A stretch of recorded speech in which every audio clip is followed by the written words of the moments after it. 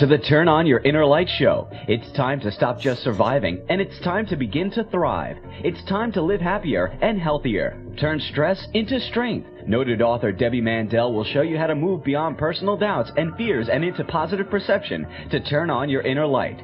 Here's your host, Debbie Mandel.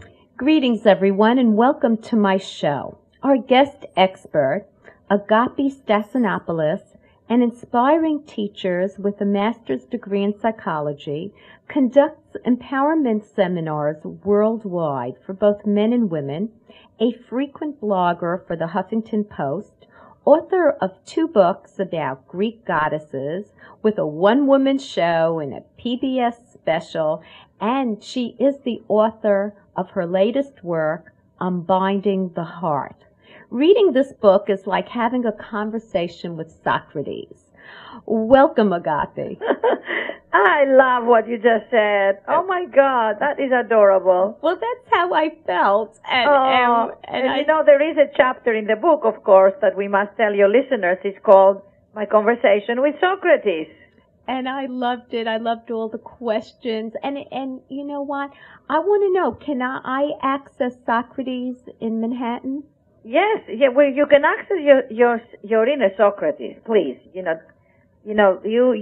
your inner Socrates anyways, and you can access it. And that's what I tell people, that we have all these aspects in ourselves, and we can, access them. We can channel them. We can bring them forward. It's something that I think enhances and enriches our lives when we realize that we are not just one thing. We have a lot more aspects that we suppress, that we fall asleep on. Now, I know that in this book you touched, and I know you have other books dealing with the Greek goddesses. I would like to know, which goddess am I going to have a conversation with today in this interview? You're going to have a conversation with the goddess of love, which is me. Oh, that's wonderful. Because I feel my life now really is about spreading the message of love and spreading the message of what my mother brought me up with all her beliefs that, I was given the name Agapi, which means unconditional love. That life is really about learning to love yourself and learning to let love in, learning to love others and letting others love you. And that is, to me, the meaning of life. Because the rest, we do, but really, when it comes down to it, is what quality of loving are you sharing in your life? Now, what I found interesting, that throughout this book, you taught with stories, and so much of your life was shaped by the Greek myths. And you touched on an interesting myth, the myth of Sisyphus. Right, and you wanted to change that. Could you tell us about it? Yes, I just wanted to, for the listeners who don't know the myth of Sisyphus, it was a man that was condemned by Olympus, by Zeus, to carry a rock up the hill. And when the rock reached up the hill, the rock will climb right down.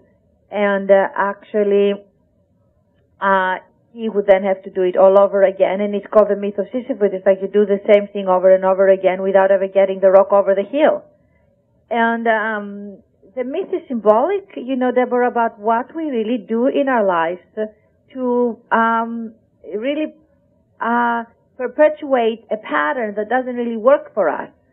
And we do this thing over and over again, expecting different results. And many times people want to get something in their life, so they want to, let's say relationships, and they're dating, and they are dating over and over the same kind of type of a man, but it doesn't really work. And I always say, well, either stop dating or find the pattern that you need to change to start dating a man that is really right for you. But otherwise, we do these things over and over, and we think, there's something wrong in the world, or there's nothing wrong with anything. It's just we need awareness and perception to say, where am I doing this thing over and over again, and where can I shift? My mother had this fantastic expression that I love. If you remember in the book, it's called Change the Channel. Mm-hmm. It's a wonderful chapter in my book. And she used to say, if you are upset, if you are disappointed, if you are feeling discouraged, if you're feeling down, change the channel. How do you find that energy in you to really, you are holding the remote and you're watching a channel you don't like, which is your mind telling you things and your mind going over and over things. So take the remote and change your channel and say, I'm in charge of this. I'm in charge of my own energy. Do something that starts to change the way you want to feel. What I loved about your mother's spirit was her ability to ask for what she wanted directly. Why are we afraid to ask? Because this is a problem with women. I can tell you what people are afraid to ask. Why do you think? Because they don't want to hear no. Because you say, I'm going to ask, but they're not going to give it to me, so why should I ask? And many times you would ask, she would ask, I ask, and people say, I can't help you with this. But also, you know what is really amazing? People do want to help you, and you find the ones who want to help you. And by asking, you're kind of opening yourself up, which I loved about the book, this kind of sharing and vulnerability. And if you get rejected, just like we have the right to say no to someone has the right to say no to us. Exactly. It's a good way to create empowerment, right? Exactly. It's a very good way to create empowerment. It's a very good way to also, Debbie, it comes down to participating in your life. You feel more alive. You feel more awake, and it's like, there's a quote from Joseph Campbell that I love, which says, we think we're looking for the meaning of life. But he said, I don't think that's what we're looking for, Joseph Campbell said. I think we're looking for the experience of feeling alive. And I think all of us really want to experience our aliveness. And we experience our aliveness by participating. And if we ask and we engage other people in our process, and I always say to people, if you're not feeling good, if you're feeling your mojo is down, and you're not you need a dose of love or feeling good about yourself, or you need a dose of support, tell people. Just say, instead of saying I'm fine or I'm depressed, say, you know what I really need? I need a hug. I need somebody to take me to lunch. I need somebody to hug me, to kiss me, to tell me I'm wonderful. I need somebody to help me make something happen. So many people are now suffering because they've lost their job. Or so many people are suffering because the financial situation out in the world is really so bad, and they have to cut down. And I think if we build communities where we support each other, and that's part of the whole Greek upbringing, where there is not a day that passes that when I was brought up where somebody didn't bring you a dish of food, somebody didn't participate. Let's hold that thought for a second, because you're making me hungry. And we will return with Agapi Stassinopoulos, author of a wonderfully loving book, Unbinding the Heart. Now you can take Debbie Mandel home with you. Her book, Turn On Your Inner Light, Fitness for Body, Mind, and Soul, will help you decompress with healthy, positive, concrete solutions. Common life challenges are presented so that you can quickly find the help you need. Emotional tips, original meditations, and a fun and easy-to-follow fitness workout for each mindset. This revolutionary new method will help you rewire mind and body to take back your power. Get it on Amazon. Are you overwhelmed with the burden of taking care of children, parents, or both? Are you taking care of everyone else except yourself? It's time to change your habits and re-energize. Debbie Mandel gives you an innovative and easy-to-follow program for good health and happiness. In her magical new book, Changing Habits, The Caregiver's Total Workout, Debbie Mandel shows you step-by-step how to find the optimal balance between giving and receiving, and guides you to exercise and eat right to take care of yourself. What are you waiting for? Read Changing Habits and start training for your life. Life does not need to be a burden. Get Changing Habits, The Caregiver's Total Workout, on Amazon.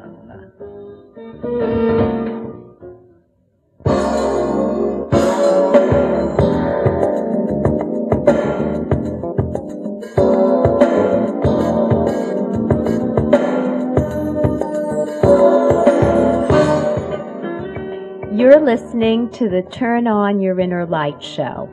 I'm your host, Debbie Mandel, and I'm speaking with Agapi Stassinopoulos, Unbinding the Heart. and currently she's Aphrodite. Now, Agapi, you were speaking about Greek hospitality, and that's what your mother did anytime someone came over, even during the most difficult periods of her life.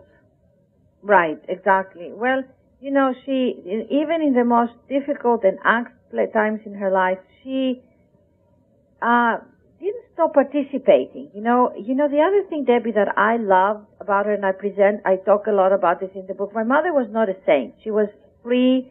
She spoke her mind. She did not care what people thought of her. She was able to make things happen out of nothing. She had this ability to really visualize things.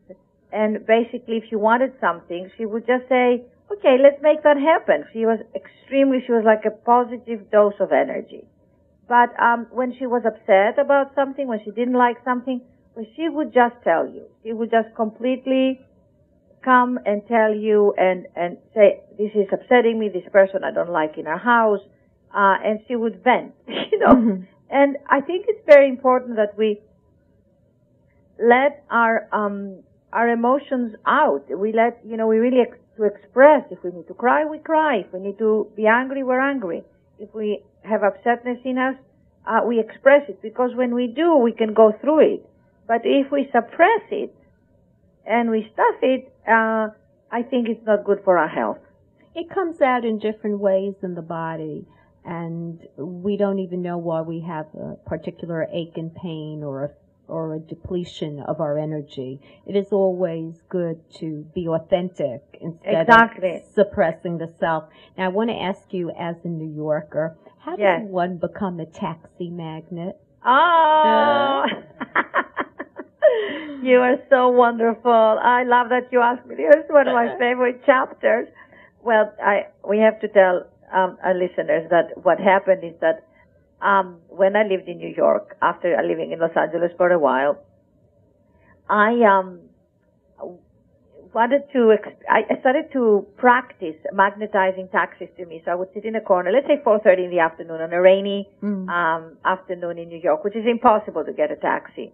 And but first I practiced the easier way, and I would say, well, you know, there must be a taxi. I mean, there are many busy taxis, but there must be one taxi where somebody's getting out or that's passing through. And I started to just totally hold my thoughts that I wanted a taxi, and hold the thought and hold the thought. And little by little, I learned the actual, I call it manifesting taxis. And I would practice that, and I would just get into a place in my mind of unlimitedness, where everything I wanted in terms of a taxi would be there. And they started to come. I mean, Debbie, it was absolutely amazing. To this day, I mean, now, you know, I'm a master at it, because I will come out of my apartment and I want a taxi. And, you know, the girl that works with me, we come out and I say, we need a taxi. And before we even say it, the taxi is right in the front. And I tell people, when you want something to happen, just hold the thoughts of what you want. Hold it. You say, well, I hold it on Monday, but Tuesday didn't happen. Well, hold it for a week. Hold it for 2 weeks. Hold it for a year. Just hold that thought. And you know, when we switch our brain and we make that shift, things begin to happen. And that's what the power of the taxi chapter is about, is that if you practice with little things, and then it applies to other bigger things in your life.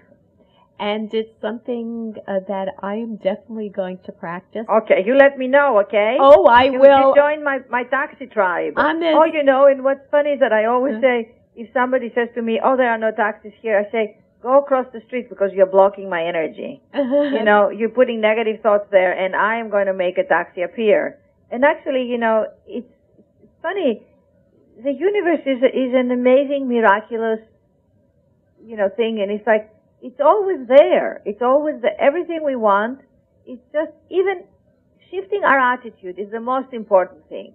We have to change our attitude to become really more of positive beings, because that's who we are. And then we get into a bad habit of thinking, of really being more negative and shutting off. And that's the whole message of the book, is that we have a choice.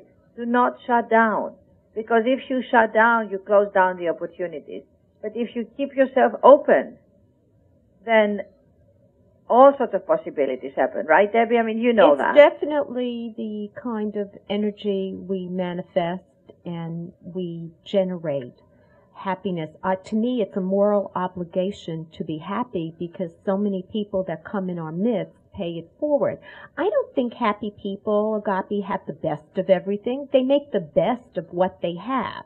That's beautiful, Debbie. That's so beautiful. I love speaking with you. You're like an old friend. I would love really to. are. I would love to hike with you.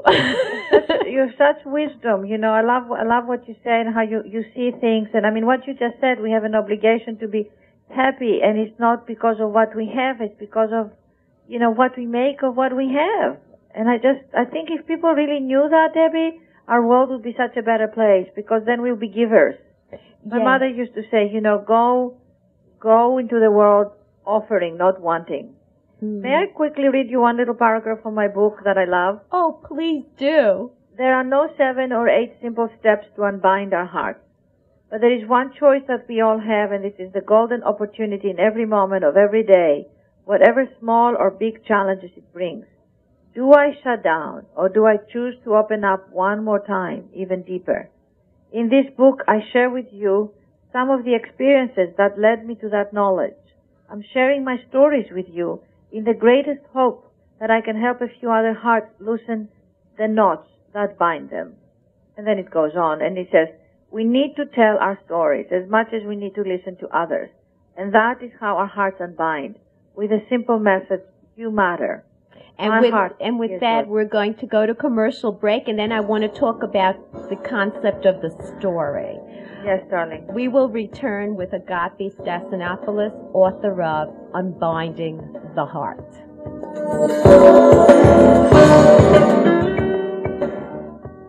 Dear listeners, I'm excited to tell you about my new book, Addicted to Stress. This is the message you need to hear. Are you addicted to stress? Do you do it all while everyone depends on you? Where's all this pressure coming from? It is coming from inside you. This is why my publisher, John Wiley, asked me to write Addicted to Stress, a woman's 7-step program to reclaim joy and spontaneity in life. This fun-to-read book teaches proven strategies to reclaim your life, silence your inner critic, build a healthy body, and reframe your thoughts to change your life for the better. Dare to be happy without the guilt. Addicted to Stress is easy to get. It's available at Barnes & Noble and other fine bookstores everywhere. You can also buy it at Amazon and other online retailers.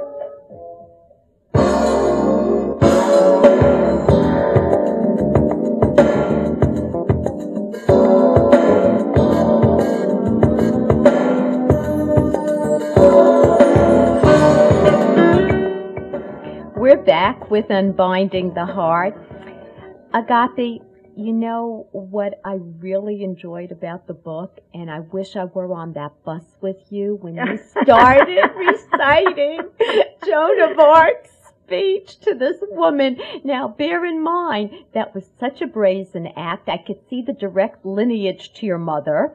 Yes. And you know, you're in New York where everyone's so suspicious and so alienated. And you get this woman to well up and connect with you. Yes. Oh, yes. I mean, that is so true. Yes, that is so true. This is exactly what happened. I was there. I was in the bus and made this connection after having been rejected from my audition. You know, I mean, I wasn't rejected. It's a thing that I speak a lot in the book, you know, and I want to, again, include, you know, tell your listeners that I was a very talented actress at the Royal Academy of Dramatic Arts, graduated as a brilliant actress, and then when I came to the States, I couldn't get the parts. For years, I struggled with that. I struggled with the auditions. I struggled, you know, and I thought, I'm so talented, and everybody would say to me, oh my God, you are so talented, you're so brilliant, you have such a gift, you're such a good actress, but we don't know what to do with you. Mm-hmm. And that went over and over and over again. It was so painful. And for me, it took years to really open up and find that, as I say in this chapter of St. John in the Bus, of just touching one woman in the bus and making that happen just for her. became a moment of epiphany, of where I said, I made a difference in one person's life. I touched them. And that my gift wasn't just to do the parts in the Hollywood movies and on Broadway, but it was really the loving and the energy, the spirit in me touching someone else and let them experience that, and that the gift was that sharing, and it takes a long time to really not condition yourself to say, at every moment we have an opportunity to touch another human being. It's with our friends, with our, connections, with our people around us. And that's in a way what I believe a lot of our fulfillment comes from. It's from that connection, right? To me, when you did that on the bus, I saw you, I'm very visual, as Yes. a goddess coming off the pedestal, really as that artwork come to life, like Pygmalion and Galatea. And for me, I said, she got it. What a beautiful way to transmit this message of empowerment. I'm an important person in an ordinary realm. Yes. Yeah, that's beautiful. I'm going to use that. Coming off your pedestal. We all have to come off our pedestals, Debbie. We all put ourselves in a pedestal, and we're all very human. And we're all the same. We all go through aches and pains, emotionally, physically. We're all age. We all have a body that works and sometimes doesn't work. We all have ambitions and dreams, and we all want to make things happen, and we all want to be more important, and we all want to matter to somebody, and we all want our kids to do well, and we all strive for the same thing. So why shouldn't we just reach out a hand and say, I'll help you a little, you help me a little, let's make this a better place and a better world. So true, in the sense, to me, what your book summarizes is to embrace our mortality. I'm a spirit in a human body, a goddess, if you will, and I want to embrace this world with its shortcomings, its high points, its low points. And that's what I got out of your book. Exactly. That's just beautiful what you're saying. Yeah, that it is really embrace all of it. Life is short. Mm-hmm. Life is short. A dear friend of ours, Andrew Breithart, my sister, and I knew him very well.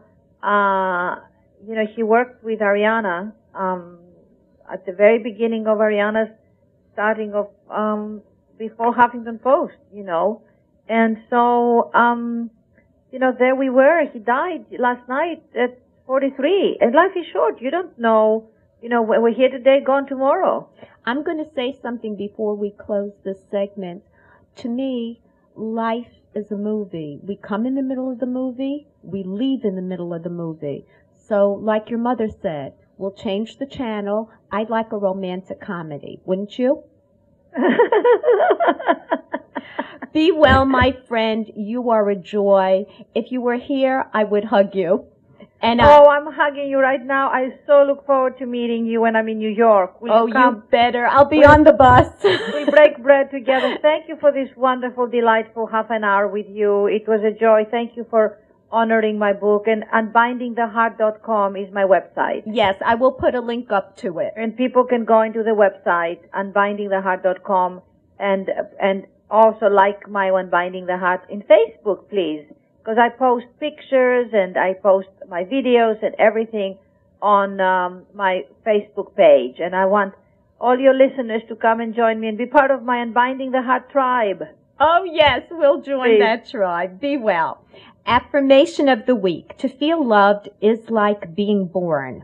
And now for the latest medical trends. A new study by researchers at Albert Einstein College of Medicine found that young children with sleep-disordered breathing are prone to developing behavioral difficulties such as hyperactivity and aggressiveness, as well as emotional symptoms and difficulties with peer relationships.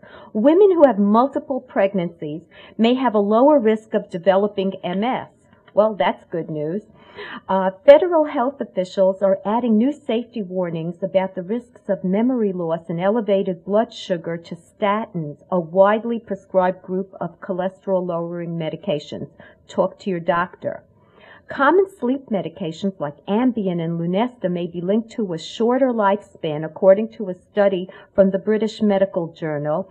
Cognitive behavior behavioral therapy is more successful than medications to aid sleep, according to the National Sleep Foundation. Let's cut those sleep medications and try other methodology. About half of kids under age 6 in low-income families drink twice the recommended serving of juice per day. We have to pay attention to that. And if you are suffering from hearing loss, it has been linked to cognitive ills, including dementia. And a new study by Johns Hopkins suggests that it may be a risk factor for falls. Well, we come to the close of another show. I have an educational website totally free, turnonyourinnerlight.com, where all the radio shows with the guest experts are archived for your listening pleasure. Subscribe to my free newsletter at turnonyourinnerlight.com, and you will get the latest radio show emailed directly to you. It's on YouTube, so it takes you right into the path. Fresh new article on stress management and all the health tips fully delineated that you need to know for your well-being from turnonyourinnerlight.com. Have a wonderful week and see you on the radio.